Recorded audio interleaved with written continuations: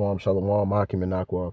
This is your brother Azariah, and I want to start by giving all the praise, all the honor, and the glory to Yahweh, La'asham, Yahawashi, Yahweh being the true name of the Most High God, and Yahawashi being the true name of his son, his only begotten son, the Messiah, who the world knows as Jesus Christ, right, or Yeshua, but his true name, going back in the ancient time with the Paleo Hebrew, which is the original Hebrew, would be Yahawashi is his true name. So, what we're doing right here is basically just addressing, the question the brother brought up. But hey, how can we get all Israel together? What's it going to take to get, all Israel in one accord? Because, we'd be beefing and there's always some differences and, etc. And really the question, me dealing with this isn't, I've dealt with this before in various, lessons. But I felt the need to kind of dive into it again more recently. Won't be as lengthy, but that's up to the Most High through Mashiach Yahawashi. But I don't intend for it to be a lengthy one. But I will say the difference I will add into is just the boundaries. This is going to be dealing with, because I've had this conversation, and within the recent time frame with others. I'm saying, other Israelites, in this walk, that ironically we are on different pages, in certain aspects of the doctrine.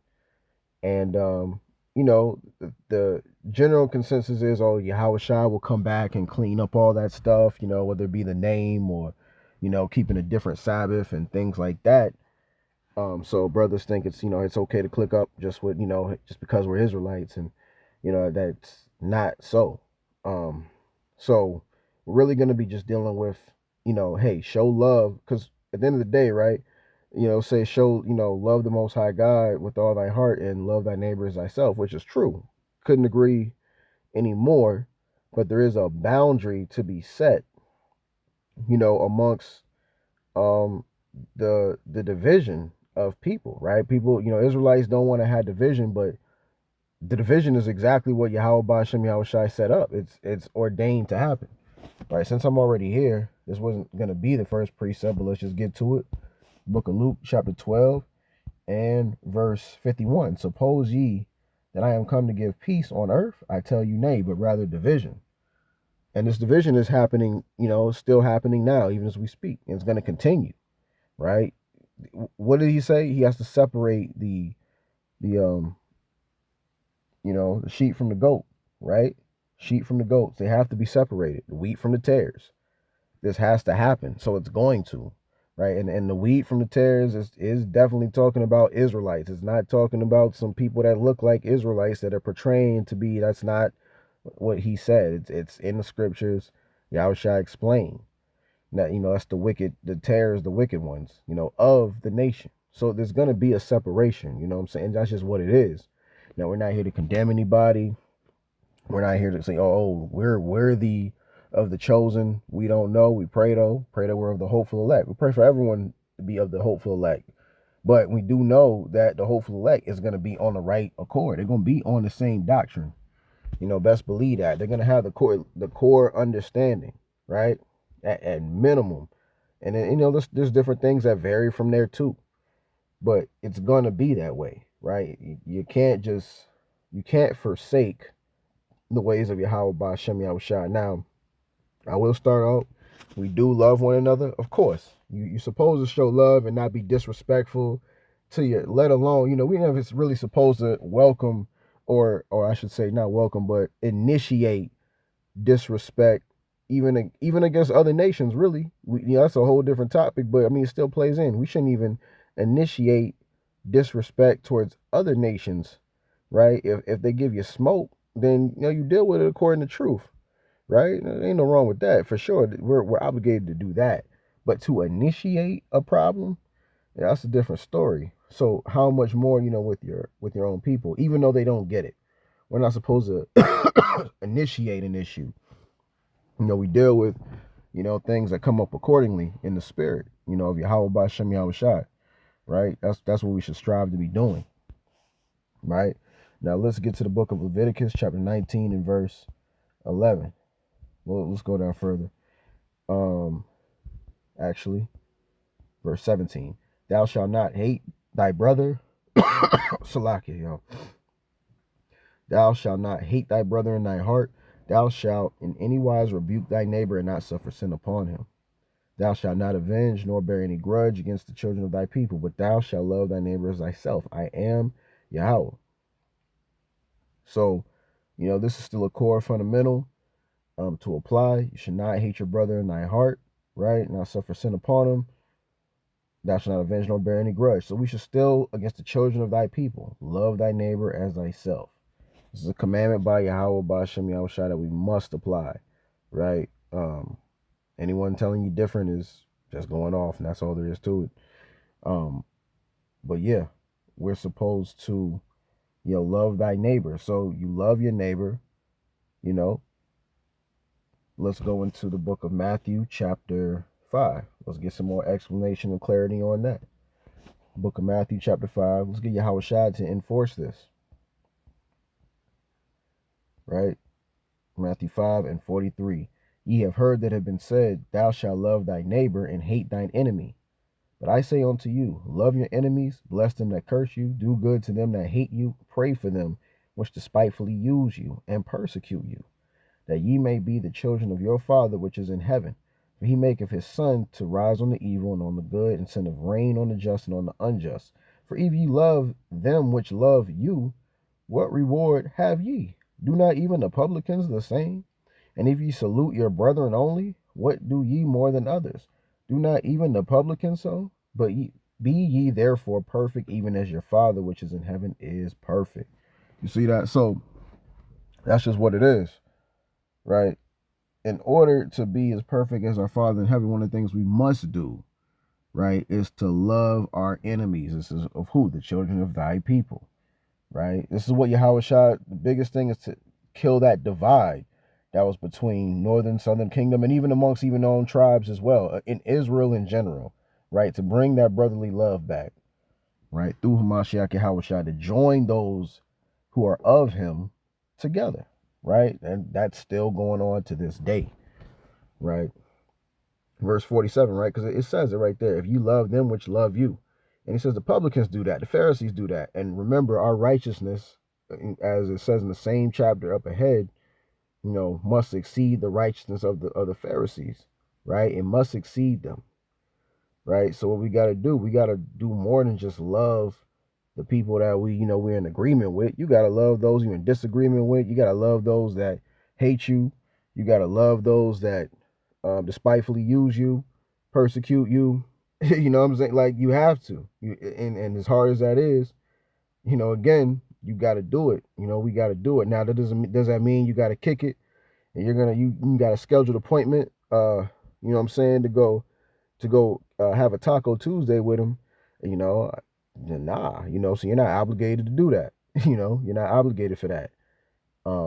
You by any means don't have to speak to that person. I don't have to be on conversational, you know what I'm saying, speaking terms or whatever the case may be. You don't have to, but you gotta love that person from afar, and it's gotta be real. You know what I'm saying? It's gotta be enough. You're not gonna love that person as much as you love your neighbor that you kicking it with, but there's still gotta be a love. There's gotta be decorum. There's gotta be respect involved. So, because again, even the publicans love those which are of them, right? In a way, in a format, but they do, right? So, we have to be, we're called, if you're in Yahawashi Hamashiach, in the body, a disciple of Yahawashi Hamashiach, you're called to a higher standard. We're called to a higher standard. So this is just what it is. There's no getting around it. So, no, if someone has a different doctrine, I want to establish that first, and maybe I should be last, because people will, a lot of times our people will hear the beginning part, and then the beginning, the end, doesn't justify the means in their mind, in terms of, because they're hearing the part that sounds negative, so they totally forget about what's stated in the beginning. But if you're hearing, and you understand that you're supposed to love your neighbor. You're supposed to love your neighbor, whether you agree on doctrine or not, right? You're not supposed to hate. You're not supposed to be showing disrespect. You know what I'm saying? All of that out the window, right? So that's there. We should understand that, and that should be applied. Moral behavior, right? This is fundamental. That being said, right? Because I have brothers and sisters even that, if I come across, they got different, really brothers, for the most, really is brothers, where if they got different doctrine, but anyone though, for that matter, this applies to anyone. If they have different doctrines, I'm definitely going to be polite, some people that I'm cool with, but, and if I see them, it's all love, salute, what I'm saying, shalom, all of that. And that goes for people in the world too. Remember, Israelites, by blood, this goes for our fellow brethren, that are not in the walk at all, not even claiming the Israelite, not wearing fringes at all, eating whatever, you still have to have a decorum and manner. We have to have a decorum and manner towards them as well, right?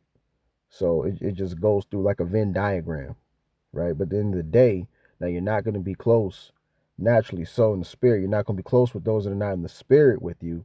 And when it comes to the flesh, you'll be in agreement with them. But those that are in the spirit, obviously you're going to be closer and tighter knit, right? So, because at the end of the day, we do have an obligation, which is of Yahweh, Ba'ashem Yahawashi, those that are of Yahweh, Ba'ashem Yahawashi. All right. A lot of times our people will go ahead and, will have the understanding like you're not supposed to, so you shouldn't congregate, right? We can't congregate with people outside of the body, right? Can two walk together unless they be agreed? Let's go to 2 John chapter 1, and we'll start off at verse 9. Whosoever transgresseth and abideth not in the doctrine of a Mashiach have not Yahweh. He that abideth in the doctrine of a Mashiach, he have both the Father and the Son. If there come any unto you and bring not this doctrine, receive him not into your house, neither bid him Godspeed. For he that biddeth him Godspeed is partaker of his evil deeds. See that? So the scriptures is strict, all right? And to keep people away from false doctrine and teachings, that don't belong in your body, in your temple, right? Your understanding. You got to guard that, right? If you really, it's best if you're really kicking it with, really it's best not to kick it with, worldly friends, much at all. But if you do, you got to know how to maintain, what I'm saying? You got to know how to balance. And it really depends on the type of people that the Most High is letting your friends be, right? If they can be understand. Same thing with your parents, people close. You know what I'm saying? How much do they understand? Do they have a level of respect? Um, I have some friends that do have a level of respect, even though they don't agree to that, to walk the same way for them, but they have a level of respect. So you can, things like that. You can, use your discernment to judge the matter. But when it comes to especially other Israelites too, believers that have a different doctrine that don't stand on the same thing, right? Like, for example, we talk a lot about the water baptism and there's other things, eternal judgment. There's people that disagree with these things. And you can't celebrate high holy days with them. And so when the brother's bringing up what we got to do to unite, well, doctrine is going to be a divider. You see this right here. If we're abiding by the scriptures, right? The scriptures is the playbook and we're using as the guideline because the word is Yahawashi Mashiach. And if we're following Yahawashi, we got to follow what the word says, right? If you bid, they got to receive the same doctrine. If anyone that don't, really is considering them an enemy of the gospel. That's just what it comes down to. Now in the flesh, you have any beef? No, right? You have no, like I said, I have no personal problems with anyone. Anything personal per se. But when it comes to this word, this word is this word. You know what I'm saying? I got no personal problems. Well, I won't say I don't have any problems with anyone, but you gotta let those things go. You gotta let those things go. So that's always something we all constantly got to work on, myself included. But I don't try to hold no grudge on nobody. And so, knowing that, we just gotta let it go and move forward. and operate in the spirit and still love those people. But that doesn't mean, you compromise the belief of Yahawashi, the teachings, the doctrine, and you say, hey, well, just let, bygones be bygones. That's not how it works, right? This is a tough scripture in itself that shows how heavy it is to believe in what is written, to what is the truth, right? To stand for the truth, you know?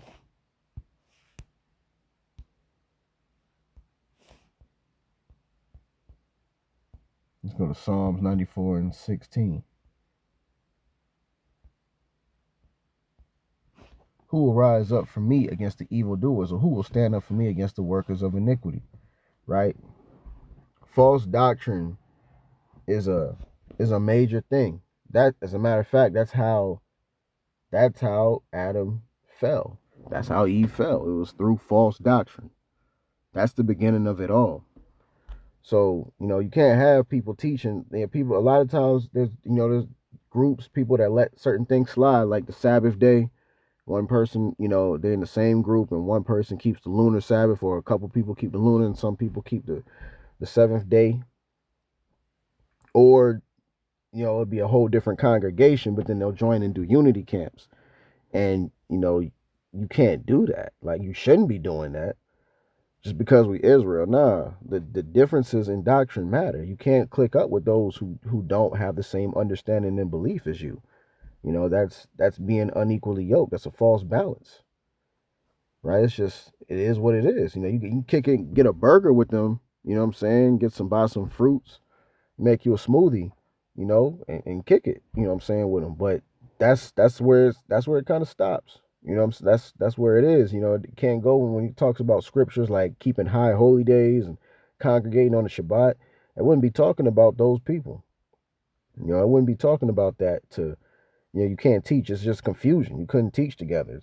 It's confusion, right? If you don't have the same understanding, because you go to teach someone the Sabbath day, or they think it's according to the moon, but you believe in, hey, as it says, 7 days, the seventh day is the Shabbat. So it's just going to leave mad confusion. You're understanding correctly that, hey, preaching the gospel, someone needs to be baptized in the name of Yahawashi for the remission of sins, and this is a must. But someone else, on the side, you believe, hey, nah, that don't, you can do it. That's a good thing, but it's not needed, because you just need to be, the word, like that's confusion. Plenty of confusion, and it just, the Most High is not the author of that. We know that. So a lot of times people will trim their ways, and especially this goes also for, brothers and sisters, and on looking in the courting table to the marriage table, right, and taking people that before they actually prove them, right, proving a friend, knowing they got different doctrines and things of that nature, they need to make sure they're on one accord. You got to do that. You can't take someone that's on a whole different understanding of you, and then let's say that person keeps that same understanding, but it's false. Now that's gonna rub off on you. You could end up turning around and believe in something different, even as a man. That's what happened with Adam. You know what I'm saying? And definitely as a woman, because you're the weaker vessel and the man's leading you. So it's you got to be on the same accord. This is very important. And people try to, make it seem like, oh, doctrine's minuscule compared to, just being together as a nation. But that's not the case. The nation, that's the nation is going to be that is under Yahawashi. Let's get to the book of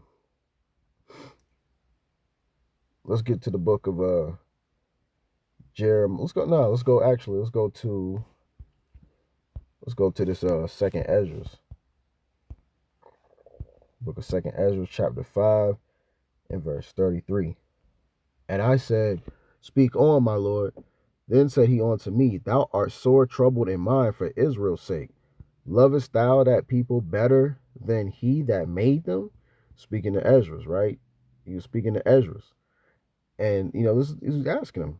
He had to ask him because it seemed like, Ezra was defending them for so much that he had to ask, hey, look, do you love the people that the Most High created, creation more than the Creator? Yeah, as we're clarifying, no, Lord, but the grief, it's because of the grief he had, right?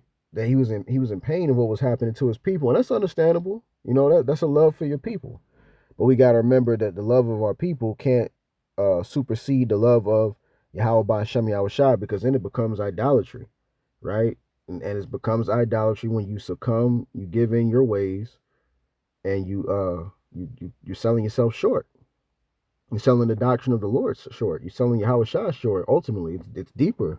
It's deeper than rap, man. You know what I'm saying? It gets deeper than what it just seems to be. But you can't, you just trust in Yahweh to bring you a congregation, or to bring you a husband, or bring you a wife, whatever the case may be, bring you what you need. Seek his righteousness, and all things will be added, right? We got to really believe that, though. You know what I'm saying? A lot of times we end up getting caught in, I just, hey, look, I don't want the division. I don't want division. But this is what the Lord wants, right? And we got to love him more than we love his creations. And we still love our people, but again, it can't supersede the love of Yahweh by Shem Yahawashi. Let's go over to Jeremiah chapter 2 and verse 33. Why trimmest thou thy way to seek love?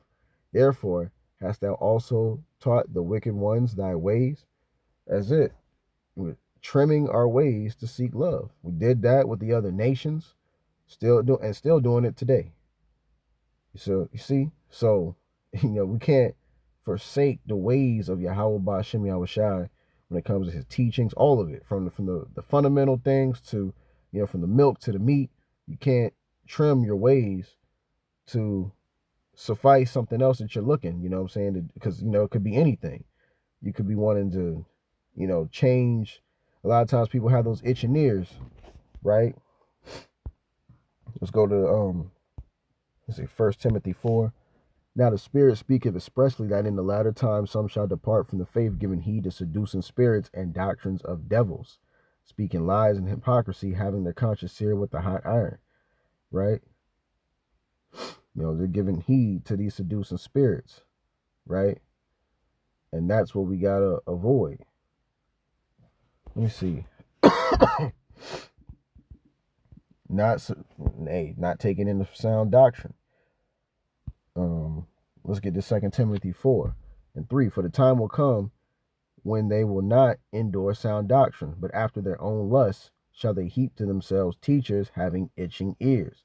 They shall turn away their ears from the truth, and shall be turned on to fables. See that? The doctrine that was given of Yahweh, but that's why Paul mentioned many times, he mentioned stick with the doctrine that of Yahweh Ba'Shem Yahawashi. You can go to the various precepts, like again, or even the other lessons that I've done and touched upon, like Galatians 1.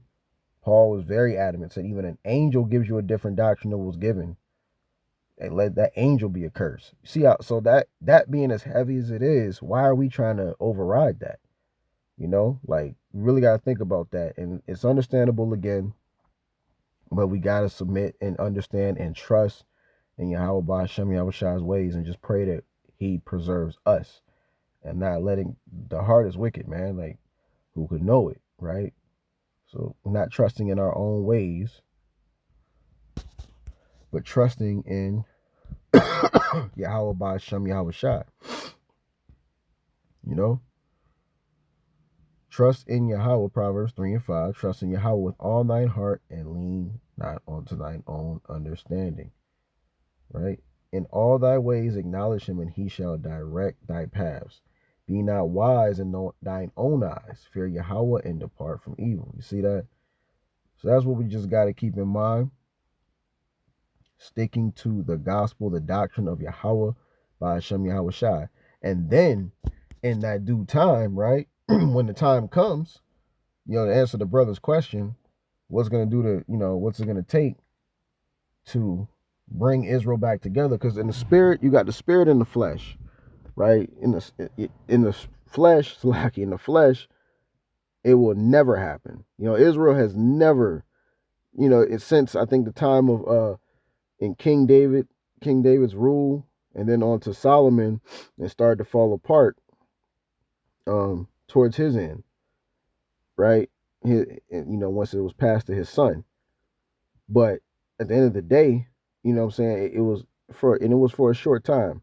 There was beefs even in David's rulership. There was beefs since that took place after Solomon, right? It's never been really consistently on one accord with all Israel, and it's never gonna be now. All right, so we got to forget that it's just not gonna happen. But the chosen, right, the elect, they will be gathered together.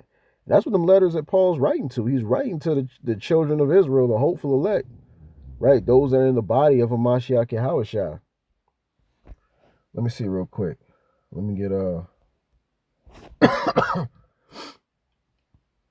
let's see right here.